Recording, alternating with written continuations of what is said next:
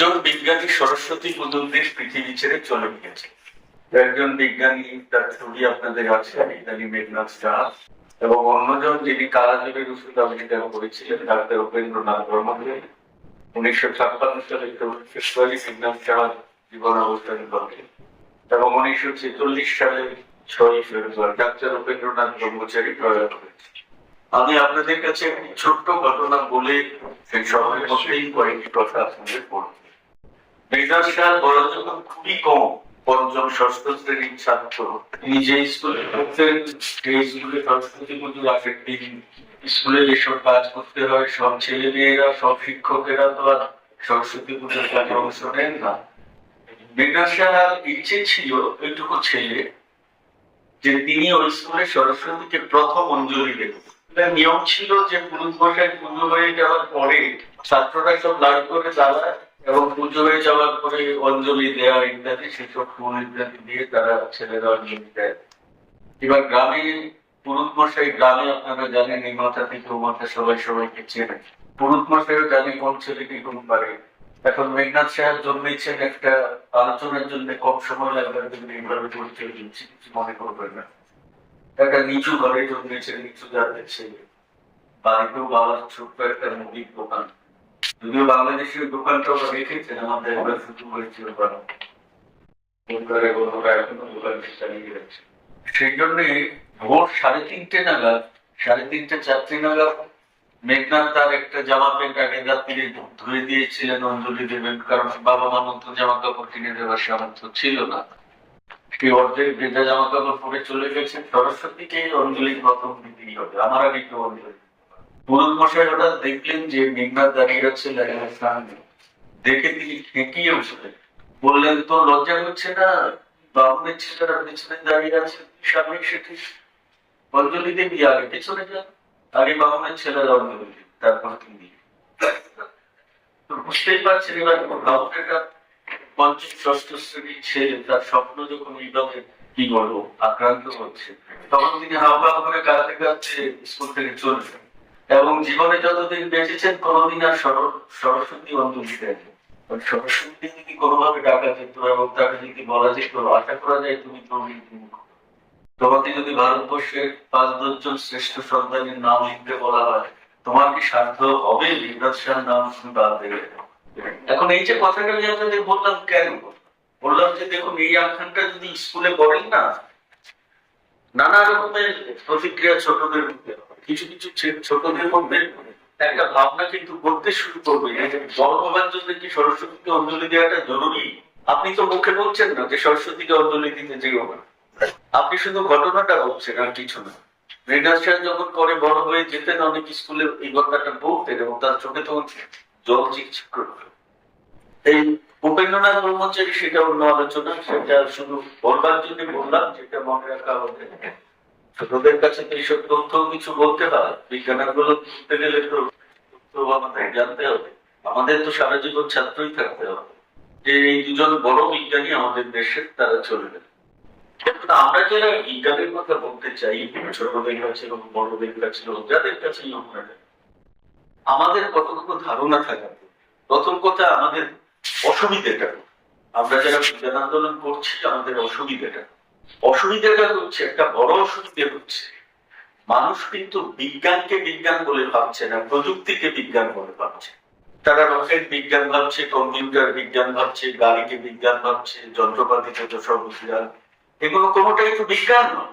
বিজ্ঞান মানে কি? বিজ্ঞান মানে হচ্ছে, দেখুন বিজ্ঞানীরা কিন্তু, চমকে যাবেন না কেউ, বিজ্ঞানীরা কিন্তু নতুন কিছু আবিষ্কার করেন না। এই প্রকৃতির মধ্যে যত নিয়ম আছে, এক একটা নিয়ম তারা আবিষ্কার করে, প্রথম তারা দেখতে পায়। ধরুন নিউটনের যে গল্প আমরা পড়ি, আপেল পড়লো, নিউটন বুঝতে শুরু করলেন কেন পড়লো, তারপরে মহাকর্ষ অভিকর্ষ আবিষ্কার। তো নিউটনের আগে আপেলটাকে সব আকাশে উঠে যেত, অথবা এই যে আর্কিমিডিসের প্রবতা সূত্র, এই জাহাজ কেন জলে ভাসে, অমুক কেন, লোহার কেন ডুবে যায়, তো এইগুলো আর্কিমিডিসের আগে কিন্তু যা হবার তাই হতো। ফলে বিজ্ঞানের কোন আবিষ্কার নেই যেটা তারা প্রথম, মানে নতুন কিছু আবিষ্কার করছে। তাদের কৃতিত্বটা কি? তারা কি করছে? খুবই বড় কৃতিত্ব তাদের, যেটা আমরা কেউ দেখতে পাচ্ছি না, তিনি দেখেছেন এবং আমাদের প্রথম জানিয়েছে। প্রযুক্তিটা নয়, কিন্তু প্রযুক্তি উদ্ভাবন, সে আপনি একটা ছোট্ট যন্ত্র তৈরি করুন বা যাই করুন না কেন, বিশাল যন্ত্র তৈরি করুন, সবকটাই কিন্তু উদ্ভাবনার অভাব। কাজে এইটা বলা মানে নিশ্চয় আপনারা ভুল বুঝছেন না, বিজ্ঞানীকে ছোট করার কোনো অবকাশ নেই। কিন্তু আমরা যারা বিজ্ঞান কর্মী আমাদের বুঝতে হবে যে বিজ্ঞানের চরিত্রটা কি। আমি আপনাদের বলি, বের্টল ব্রেন্ট যখন গ্যালিলিও নাটক লিখলেন 14 বার বদল করেছেন। সবশেষে ইতালির কমিউনিস্ট পার্টির সম্মেলনে গ্যালিলিও অভিনীত করেছে। বার্টল ব্রেন্ট আপনারা জানেন, শেক্সপিয়ারের পরে আমরা নাট্যকার হিসেবে তার নাম বলছেন। তিনি কমিউনিস্ট পার্টির সদস্য ছিলেন। তিনি ইতালির কমিউনিস্ট পার্টির সম্পাদককে বললেন যে আমরা জানি সম্মেলন চলছে, আপনি ব্যস্ত, তবু যদি খানিকটা সময় করে নাটকটা আমার দেখেন এবং কিছু বলেন আমি খুব খুশি হব।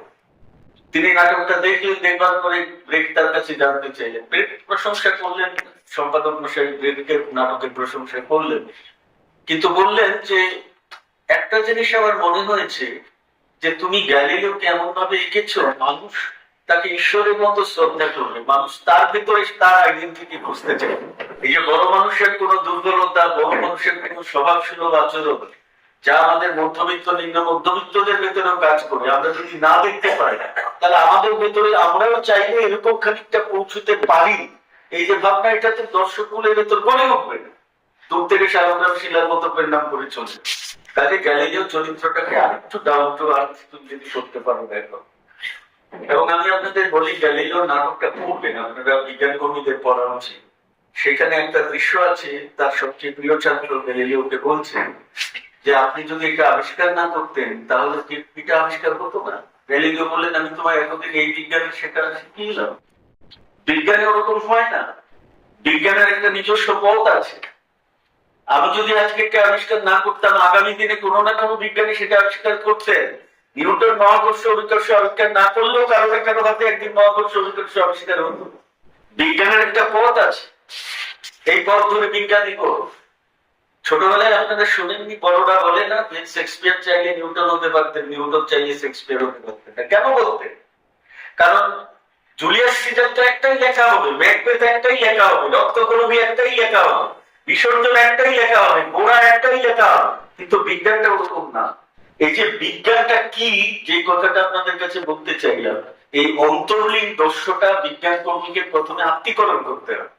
এই যে বিজ্ঞানের অন্তর্লীন দর্শন, এটা থেকে প্রথম আত্মীকরণ করতে হবে, তারপর মানুষের কাছে বলতে যেতে হবে দুর্বলতাটা। এটা একটা বিজ্ঞান আন্দোলনের পক্ষে মানুষের কাছে পৌঁছবার একটা বড় কি বলবো সীমাবদ্ধতা। দ্বিতীয় সীমাবদ্ধতা হচ্ছে এই বিশ্ব ব্রহ্মাণ্ডটাই একটা রহস্য হয়ে আছে। আপনি ভাবুন, 9খানা গ্রহ আগে ছিল, এখন 8খানা। প্লুটোকে তো আমরা যুক্ত করে দিয়েছি। এবং আমরা বলছি যে কত বড় যে বিশ্ব ব্রহ্মাণ্ড আছে তার সংখ্যা আমরা জানি না, এখনো জানি না। কত নক্ষত্র মন্ডলী, কত ছায়া মন্ডলী, পৃথিবীর মতো প্রায় 200-র উপরে গ্রহ আবিষ্কার হয়েছে এখন পর্যন্ত, কোথাও প্রাণের সন্ধান পাওয়া যায়। কিন্তু পৃথিবী মানে আর্থ লাইট প্ল্যানেট বলা হয় ওদের, এরকম 200-র উপরে আবিষ্কার করেছেন জ্যোতির্বিজ্ঞানী। কাজেই ধর্মের লোকদের মানে যারা বুঝতেই পারে, ধর্ম প্রচারক যারা, তাদের কাছে সাধারণ মানুষের কাছে গিয়ে একটা রহস্য তৈরি করতে তাদের সুবিধে হয়। যে দেখো কত বড় সৃষ্টিকর্তা, কে তাকে ছোঁবে, কে তাকে স্পর্শ করবে। বিজ্ঞানীরাই হচ্ছে পৃথিবীতে সবচেয়ে বেশি বিবিধ। বিজ্ঞানীরাই যখন কোনো বিজ্ঞান বলেন তার দুর্বলতার কথা আগে কোনো বিজ্ঞানী বলেন না আমি পৃথিবীর সব জেনেছি। বিজ্ঞানে তো শেষ কথা বলবার লোক জন্মায় না, এটা মনে রাখবেন। কেউ নেই পৃথিবীতে, কোনো বিজ্ঞানী নেই যত বড় বিজ্ঞানী লোক যে তিনি শেষ কথা বলছে। এটা ধর্মগুরুদের থাকে, তিনি এসেছেন পৃথিবী পাবে চেয়ে গেছে, ধর্মাবতার তিনি উদ্ধার করতে এসেছেন। বিজ্ঞানী চলে না অবশ্য। এই এলাকার কোনো মেধাবী ছাত্র বা ছাত্রী আগামী দিনে নিউটনকেও সংশোধন করতে পারে, আইনস্টাইনকে সংশোধন করতে পারে। আপনারা ভেবে দেখুন না, 1924 সালে সত্যেন্দ্রনাথ বসু যখন ঢাকা থেকে একটা গবেষণা পত্র আইনস্টাইনের কাছে পাঠালেন মানে কি, একটা জার্নালে পাঠিয়েছিলেন, জার্নাল বলেছিলেন এটা ছাপাবার উপযুক্ত নয়, ফেরত পাঠিয়ে দিয়েছে। সত্যেন্দ্রনাথ আবর্জনার ঝুড়িতে ফেলে দিয়েছে। তার বন্ধু প্রেসিডেন্সিতে একসঙ্গে পড়েছেন জ্ঞানচন্দ্র ঘোষ, তিনি সেটা থেকে ঝুড়ি থেকে তুলে এনে বললেন এটা তুই কি করছিস, বিজ্ঞানে এরকম হয় জানিস না। কত কাজ পরে নোবেল পুরস্কার পেয়েছে, কিন্তু সম্পাদকেরা বলেছে ছাপানো যাবে না, ফেরত চলে এসেছে। তো এটা পাঠিয়ে দে কোথাও। তো তিনি একটু দুঃসাহসী দেখালেন, কারণ আইনস্টাইনের কাছে পাঠানো বুঝতেই পারছেন সত্যেন্দ্রনাথ বসু পড়াশোনায় খুব ভালো ছিলেন, ভালো ফলাফল করেছেন, কিন্তু পৃথিবীতে কে আর দেখেছেন 24 বছরে ঢাকা, সেই 24 সালে ঠিক তিনি 24 সালে তার বয়স কত, 94 সালে জন্ম, 30 বছর বয়স, তিনি এটা আইনস্টাইনের কাছে পাঠিয়েছেন। আইনস্টাইন তো ফেলে দিতে পারতেন, অত বড় মানুষ, পৃথিবীর অভিভাবক তিনি, কিন্তু আইনস্টাইনের নাম, যারা আইনস্টাইনের কাজ কেউই বোঝে না, তারাও আইনস্টাইনের নাম জানে। কেন জানবো? এই যে আমরা ধরুন কলকাতা বিশ্ববিদ্যালয়ে আইনস্টাইন এইসব যে দুখানা পরিষদ জানি, ফার্মি ডিরাটার মোশ আইনস্টাইন, একটা তো ছেলে মেয়েদের পড়াতে হয়, তা আমরা তো খানিকটা জানি, জানি সবকিছু জানি, অথচ সব মানুষ আইনস্টাইনের নাম জানে। কেন জানে? কারণ পৃথিবীর মানুষের সংকটে তিনি কথা বলতেন। যে মানুষ পৃথিবীর মানুষের সংকটে কথা বলে না, তিনি যত বড়ই মেধাবী হোক না কেন, মানুষ কেন তাকে চিনবে? চিনবে না তো মানুষের। আইনস্টাইন আপনারা জানেন, সেটা ছাপবে। দ্বিতীয় আরেকটা পাঠানো হলো, সেটাও ছাপবে। তৃতীয় আরেকটা সত্যেন্দ্রনাথ পাঠিয়েছিলেন, এটা দুঃখেরই কথা বলতে আপনাদের, সেটা কোথাও খুঁজে পাওয়া যায়, এবং আইনস্টাইনের মহাপেজ খানা পাওয়া যায়, লিখেছিলেন যারা। কাজেই এই যে রহস্যময়তা তৈরির একটা আবহ, সেই আবহটা গড়ে তুলবার একটা অনুকূল উপাদান এই পৃথিবীতে আছে, যাকে ধর্ম প্রচারকেরা খুব সুষ্ঠুভাবে ব্যবহার করতে পারে। আচ্ছা, পিটার কর্মীদের কাজ কি যদি সোজাসুজি দেয়? এখানে গণেশের দুধ খাওয়া নিয়ে বললেন, আলোচনা হয় না, ঠিক আছে, গণেশ দুধ খেয়েছে, এটা হলো। আমি একজন বিজ্ঞান কর্মী হিসেবে যখন ভাবতে বসি, আমি কিভাবে ভাব, দেখুন এই যে গণেশের দুধ খাওয়া বিষয়টা, 3 ধরনের মানুষ বিজ্ঞান কর্মী হিসেবে আমাদের ভাবনা। এক ধরনের মানুষ, সংখ্যা খুব কম, তারা যখন শুনছে গণেশ দুধ খাচ্ছে, তারা সঙ্গে সঙ্গে বুঝেছে গণেশ কেন দুধ খাচ্ছে, কারণ এই পৃষ্ঠটানের জন্য ঘটে থাকে, তারা বিজ্ঞানটা জানে, তাদের কাছে কোনো রহস্য কিছু নেই, কিন্তু সেই সংখ্যা খুবই কম। আরেক ধরনের মানুষ আছেন, দ্বিতীয় ধরনের মানুষ, যারা বিজ্ঞানের প্রতি শ্রদ্ধাশীল, তারা জানে যে নিশ্চয়ই বিজ্ঞানের কোনো কারণ আছে, কিন্তু তিনি জানেন না সেটা। এই ধরনের মানুষ আছে। আর তৃতীয় আছে একটা বিশাল মানুষ, তার ইচ্ছা তিনি দুগ্ধপান করছেন। এখন বিজ্ঞান কর্মীর কাজ, ওই প্রথমের যে কিছু মানুষ আছেন, যদি পারেন তাদের ট্রেনিং নিয়ে আসবেন, যে আপনারা যান একটু 5 জন মানুষের কাছে গিয়ে বলুন, আপনারা তো জানেন তার বিজ্ঞানটা কি, আপনারা বলুন। আমাদের কাজ হচ্ছে কি, মাঝখানের যে মানুষগুলো আছে তাদের কাছে গিয়ে বলা যে কেন এটা হলো। যে কথাটা আমি বললাম, বিজ্ঞানের প্রতি তারা শ্রদ্ধাশীল, কিন্তু বিজ্ঞানের কারণটা জানে, তাহলে তাদেরকে বলাটা না। তাই 3 নম্বর মানুষ, এই বিশাল মানুষ, তার কাছে বলা আমার দায়িত্ব। এখন আমরা কজন বলতে পারি, বিজ্ঞান মঞ্চ কি এমন সংগঠন এই সব সমস্যার সমাধান করবে? এখানে অনেক সমস্যা নিয়ে আপনারা কথা বলছেন, আলোচনা করছেন, কি বলছেন, ভুল বলছেন। এই সমস্যাটা আপনার মাথায় জেগেছে, সবাই একদমই ঠিকঠাক বলছে, কিন্তু আপনাকে বিজ্ঞান কর্মী হিসেবে সচেতন থাকতে হবে। আপনার সাংগঠনিক ক্ষমতা কতটুকু, আপনি কোন কাজকে অগ্রাধিকার দেবেন এই সময় দেবেন। আমাদের কলেজ ও বিশ্ববিদ্যালয়ের শিক্ষক সমিতির আগামীবার 100 বছর। 1926 সালে আচার্য প্রফুল্লচন্দ্র রায় সভাপতি ছিলেন, এবং 75 বছর যখন পালিত হচ্ছে, তখন উদ্বোধন করতে এসেছিলেন অধ্যাপক অমর্ত্য সেন। বুঝতেই পারছেন, তিনি দাঁড়িয়ে বলছেন কলকাতা বিশ্ববিদ্যালয়ের শতবার্ষিকী বহন, যে পৃথিবীতে অসম্ভব সুন্দর কথা বলছে, পৃথিবীতে মানুষ কত রকমের সংগঠন করে, এবং এক সংগঠনের মতাদর্শ, এক সংগঠনের চাওয়া পাওয়া অন্য সংগঠনের হয়তো একেবারে পুরোপুরি বিপরীত, কিন্তু ঠিক বলছেন সব সংগঠনের একটা বিষয় মিল আছে। কি মিল? প্রতিটি সংগঠনের মানুষ মনে করে পৃথিবীটা তাদের যেরকম হলে ভালো লাগতো, পৃথিবীটা সেরকম নয়, তাই না? কিন্তু তিনি বললেন একটা ব্যক্তি, একটা প্রতিষ্ঠান, একটা সংগঠন বেঁচে থাকার সত্যটা কেন, সে 25 বছর পরে মানুষ যখন তার কথা ভাববে, 50 বছর, 100 বছর, 200 বছর পরে ভাববে তো, যদি ভাবতে হয় শর্তটা কথা সেন বলছেন।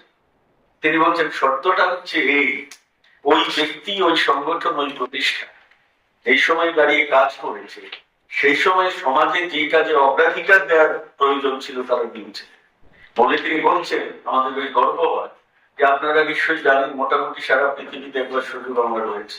আমি এখনো মনে করি পৃথিবীর আধুনিকতম হচ্ছে ঈশ্বরচন্দ্র বিদ্যাসাগর। 71 বছরের জীবন, 17 বছর চাকরি, আপনি চাকরি করেন, কিন্তু বিদ্যাসাগরের জীবন যদি পড়েন আপনারা বুঝতে পারবেন এই বাংলা তখন যেই কাজে হাত দেওয়া জরুরি ছিল সব থেকে বেশি, বিদ্যাসাগর একের পর এক সেই কাজে হাত দিচ্ছে। অধ্যাপক সেন এত মানুষ লিখেছেন, এত লোকের কথা বলেছেন, তিনি কিন্তু এই বয়সে বললেন মঞ্চে যে আমার চোখে মোস্ট মডার্ন ঈশ্বরচন্দ্র বিদ্যাসাগর। তাহলে কবে মারা গেছেন বলুন? 1820-তে জন্ম, 1891 সালে মারা গেছে। তাহলে আজকেও আমরা বলছি মোস্ট মডার্ন ম্যান। কেন বলছি? বিজ্ঞান চিন্তার জায়গা থেকে বলছি। এই যে ধরুন টিকা যে আপনারা আগামী দিনে হাতে নেবেন, অনেকগুলো প্রস্তাব গ্রহণ করেছে, সেইগুলো আপনারা দেখবেন। আগামী দিনে আপনাদের নেতৃত্ব তৈরি হবে, আপনারা বসে এগুলো ভাববেন। বিজ্ঞান এবং প্রযুক্তির একটা ফারাক আছে, তার সংস্কৃতিটা বিজ্ঞান কর্মীকে বুঝতে হবে।